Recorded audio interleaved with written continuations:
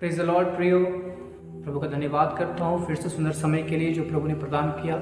फिर से आप सबके मध्य में आने का अनुग्रह दिया। मैं परमेश्वर पिता को बहुत बहुत धन्यवाद करता हूँ। आइए हम छोटी सी प्रार्थना करेंगे और छोटी सी प्रार्थना से हम लोग आज के संदेश को आरंभ करेंगे। अनुग्रहकारी परमेश्वर पिता, हम धन्यवाद करते हैं फिर से आपने हमको यह उत्तम समय प्रदान किया जिसमें पिता परमेश्वर आप हमसे अद्भुत रीति से बात करने जा रहे हैं। हम धन्यवाद करते हैं पिता परमेश्वर, प्रार्थना करते हैं कि आपके स्वभाव को आपकी आत्मा के बगैर कौन प्रकट कर सकता है। हे पवित्र आत्मा, उन बातों को रिवील करें, हम पर प्रकट करें पिता, जो हमें आज जानने की बहुत ज़रूरत है।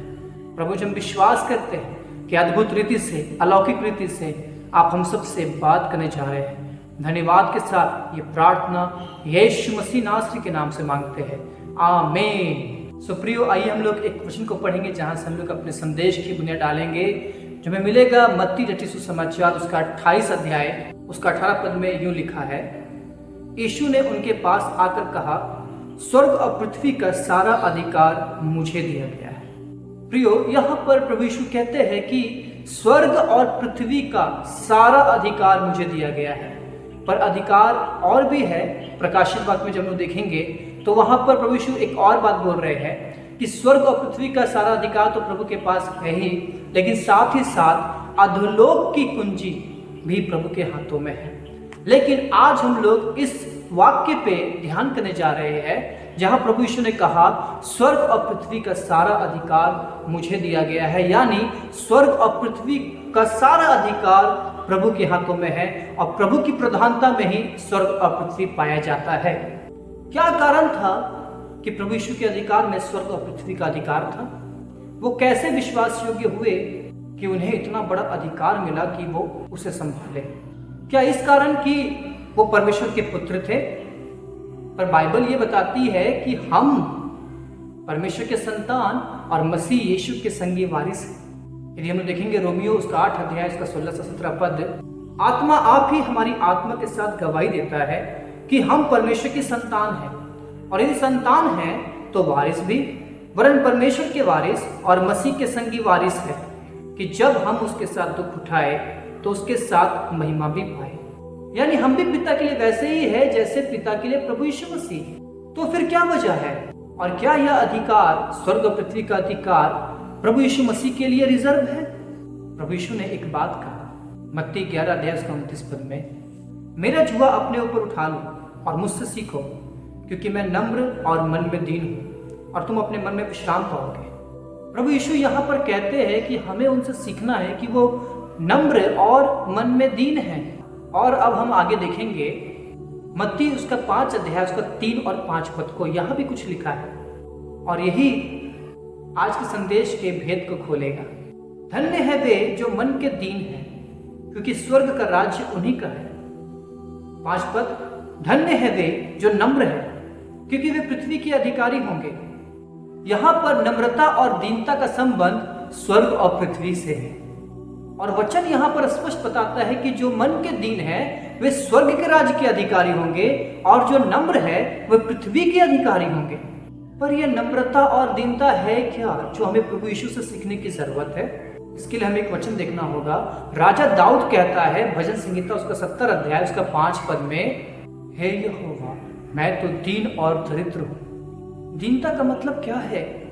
जब हम लोग देखते हैं राजा दाऊद के द्वारा लिखा गया भजन संहिता 18 अध्याय को जब आप पढ़ेंगे, जहाँ राजा दाऊद के हृदय आभार और धन्यवाद से भरा हुआ होता है, और जहाँ वह हर बातों में प्रभु यहोवा को श्रेय देता है और हर बातों में प्रभु यहोवा की महिमा करता है। और आपको पता है परमेश्वर के मंदिर के निर्माण के लिए जब राजा दाऊद ने भेंट दिया तो उसने अपने जीवन भर का सारा धन, जितनी उसकी शक्ति थी, उसने सब कुछ जो है वो परमेश्वर के मंदिर के लिए दे दिया। सोना, चांदी, लकड़ी, पत्थर। और मैं जब उसका कैलकुलेशन किया आज के रुपयों के हिसाब से यदि हम उसको तौलेंगे तो उसने लगभग 6.63 लाख करोड़ का सोना और 19,000 करोड़ का चांदी दिया था। और भी बहुत कुछ दिया था उसने।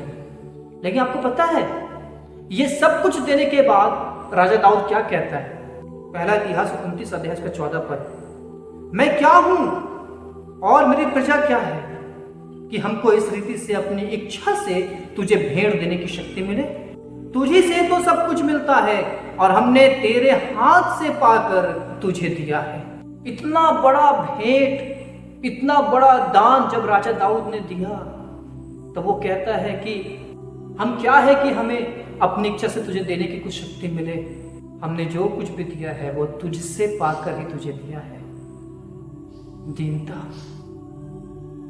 अपनी महिमा नहीं, किसी बात में अपने आप कुछ नहीं समझा। भजन 18 उसके हृदय को दिखाता है कि वो कैसा दीन था, कैसा दरिद्र था। धन की कमी नहीं थी उसके पास, लेकिन वो दीनता इस प्रकार से था कि वो खुद के लिए कुछ भी नहीं था, लेकिन उसके लिए सब कुछ उसका यहोवा ही था। सब बातों में यहोवा को श्रेय देता था। कभी नहीं कहा कि मेरे पास योआब के समान सेनापति है, मेरे पास इतना बड़ा इजराइल का मैं सम्राट हूं, मेरे पास ये है वो है, नहीं। इतनी मजबूत मेरे पास आर्मी है, नहीं। लेकिन हर बातों में कहता रहा यहोवा मेरे ढाल है, यहोवा मेरा मुक्ति का सींग है, यहोवा मेरा उद्धार है। इस प्रकार वो घमंडहीन होकर परमेश्वर को महिमा दिया। दीनता का मतलब खुद की महिमा नहीं करके परमेश्वर की महिमा करना, हर बातों में उसको धन्यवाद देना, हर बातों में उसको महिमा देना, हर बातों में उसको श्रेय देना, क्योंकि हम बने ही हैं प्रभु की महिमा करने के लिए। एक वचन जब हम लोग देखेंगे यूहन्ना उसका 17 अध्याय उसका 4 पद, यहाँ कहता है कि जो कार्य तूने मुझे करने को दिया था उसे पूरा करके मैंने पृथ्वी पर तेरी महिमा की है। और हम देखते हैं कि प्रभु यीशु ने इस बात को कहा कि उन्होंने इस पृथ्वी पर परमेश्वर की इच्छा को पूरी करके परमेश्वर की महिमा किया है। और प्रभु यीशु ने कहा कि मैं वही कहता हूं जो अपने पिता को सुनता हूं, क्योंकि जो अपनी बड़ाई चाहता है वो अपनी इच्छा पूरी करता है। यूहन्ना उसका 7 अध्याय उसका 16 से 18 यदि मैं पढ़ूं, यीशु ने उन्हें उत्तर दिया, मेरा उपदेश मेरा नहीं परंतु मेरे भेजने वाले का है। यदि कोई उसकी इच्छा पर चलना चाहे तो वह इस उपदेश के विषय में जान जाएगा कि यह परमेश्वर की ओर से है या मैं अपनी ओर से कहता हूं। जो अपनी ओर से कुछ कहता है वह अपनी ही बड़ाई चाहता है, परंतु जो अपने भेजने वाले की बड़ाई चाहता है वही सच्चा है और उसमें अधर्म नहीं। प्रभु यीशु ने अपने जीवन में अपनी बड़ाई के लिए, अपनी महिमा के लिए कुछ भी नहीं किया, पर जो कुछ भी किया वो पिता की महिमा के लिए और पिता की इच्छा को पूरी करने के लिए किया। और आप जब देखेंगे कि प्रभु यीशु की दीनता में और क्या पाया जाता है, पहला कुरिन्थियों उसका 15 अध्याय का 24 पद में यदि देखेंगे, इसके बाद अंत होगा, उस समय वह सारी प्रधानता और सारा अधिकार और सामर्थ का अंत करके राज्य को पिता के हाथ में सौंप देगा। और जब सब कुछ उसके अधीन हो जाएगा तो पुत्र आप भी उसके अधीन हो जाएगा, जिसने सब कुछ उसके अधीन कर दिया, ताकि सब में परमेश्वर ही सब कुछ हो। तो हमने देखा कि दीनता का संबंध परमेश्वर के साथ व्यवहार से है। प्रभु यीशु मसीह भी एक दिन सब कुछ पिता के अधीन में करके खुद को भी पिता के अधीन कर देंगे, ताकि सब में सब कुछ पिता हो, परमेश्वर हो। वो अपनी महिमा ले सकते थे पर नहीं लिया, क्योंकि वो क्या थे? उन्होंने क्या कहा? मुझसे सीखो, मैं नम्र हूं, मन में दीन हूं। और हम उनकी दीनता को सीख रहे हैं। कैसे प्रभु यीशु दीन थे?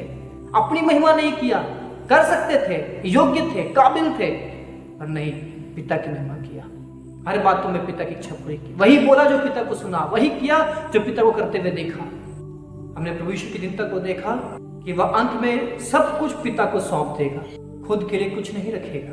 और प्रभु की महान दीनता अपनी नहीं पर पिता परमेश्वर की महिमा को चाहना और उसके लिए ही जीना, यह दीनता हमें इस काबिल बनाता है कि पिता हमें स्वर्ग राज्य का अधिकारी बनाए। इस दीनता के द्वारा हम विश्वास योग्य बनते हैं, क्योंकि वह हम पर विश्वास करते हैं कि हम शैतान के समान घमंडी होकर परमेश्वर की महिमा को नहीं लेंगे और हमें दिए गए स्वर्ग के अधिकार को अपने पिता परमेश्वर की महिमा के लिए इस्तेमाल करेंगे। Praise the Lord. आइए अब हम नजर डालेंगे प्रभु की नम्रता पर। प्रभु यीशु ने कहा कि धन्य है वे जो नम्र है, क्योंकि वे पृथ्वी के अधिकारी होंगे। हम देखते हैं बाइबल में परमेश्वर ने मूसा की विषय यह गवाही दी, गिनती उसका 12 अध्याय 3 पद में, मूसा पृथ्वी भर के रहने वाले सब मनुष्यों से अधिक नम्र स्वभाव का था। बाइबल इस बात की गवाही देती है, परमेश्वर इस बात की गवाही देता है कि मूसा पृथ्वी भर में सबसे नम्र स्वभाव का व्यक्ति था। पर वो कैसे नम्र था? नम्रता का मतलब क्या है? निर्गमन उसका 32 अध्याय उसका 32 पद में जब हम देखेंगे, लिखा है, तो भी अब तू उनका पाप क्षमा कर, नहीं तो अपने लिखी हुई पुस्तक से मेरे नाम को काट दे। जिस मूसा को वे इजरायली लोग मार डालना चाहते थे, जिस मूसा को वे गालियां दिए, जिस मूसा की वो निंदा किए, जिस मूसा का वो अपमान किए, वही मूसा परमेश्वर के सम्मुख उनके लिए मध्यस्थता कर रहा है, उनके पापों के लिए याचना कर रहा है कि परमेश्वर आप उनके पापों को क्षमा करें। किनके? जिन्होंने मूसा को अपमान किया है, मूसा को गाली दिया है, मूसा को तुच्छ जाना है, तो अभी उनके लिए याचना कर रहा है कि परमेश्वर इनके पापों को क्षमा करे, और नहीं तो मेरा नाम जीवन की पुस्तक से काट दे, मुझे नरक भेज दीजिए, उनके श्रापों को मुझ पर लाद दीजिए, उनके पापों को मुझ पर लाद दीजिए, मुझे भेज दीजिए नरक में, लेकिन उनको क्षमा करिए। नम्रता। इतना अपमान सहकर भी, इतना निंदा सहकर भी मूसा खुद नरक जाने के लिए तैयार था उन लोगों के पापों के लिए, कि प्रभु उनको क्षमा करे, उनको नष्ट ना करे, क्योंकि वे उसके पूर्वज अब्राहम के वंश हैं। वे वो है जिन्हें परमेश्वर ने अपनी महिमा के लिए, अपने नाम को फैलाने के लिए चुना। क्यों कर परमेश्वर की निंदा अन्य जातियों में, दूर दूर के लोगों में हो कि देखो यहोवा उनको मिस्र से निकाल तो लिया, लेकिन उनको उस उत्तम देश में प्रवेश नहीं कराने पाया। हारा हुआ खुदा है उसका।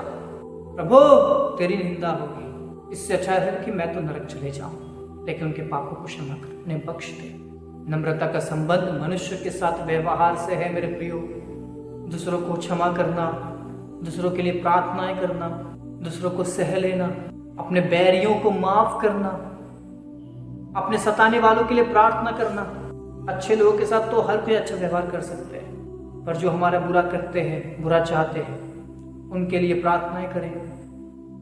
प्रभु के सम्मुख, प्रभु को साक्षी मान के, प्रभु की उपस्थिति में उनको आशीष दे, उनके लिए याचनाएं करें। मनुष्य के प्रति ऐसा व्यवहार वो नम्रता है।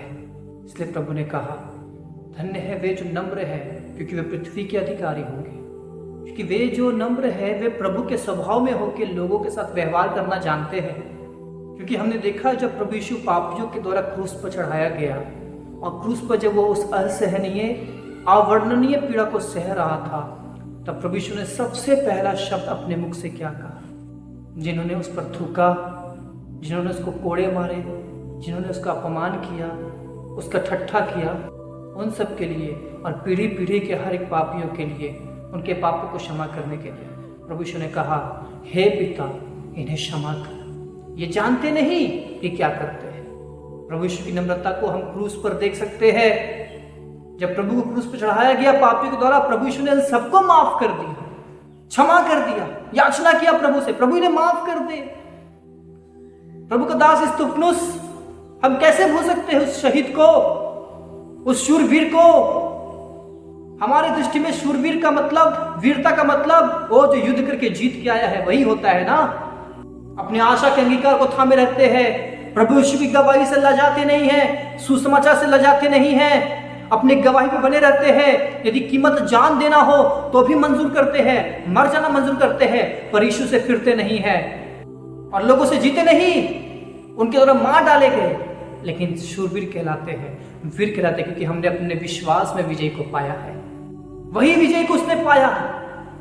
और जब वो मर रहा था, पत्थरों से जख्मी होकर, अब उसका प्राण निकलने पर था, उसने कहा, हे परमेश्वर, हे प्रभु यीशु, यह पाप इन पे मत लगा, और झुक कर अपना प्राण दे दिया। नम्रता।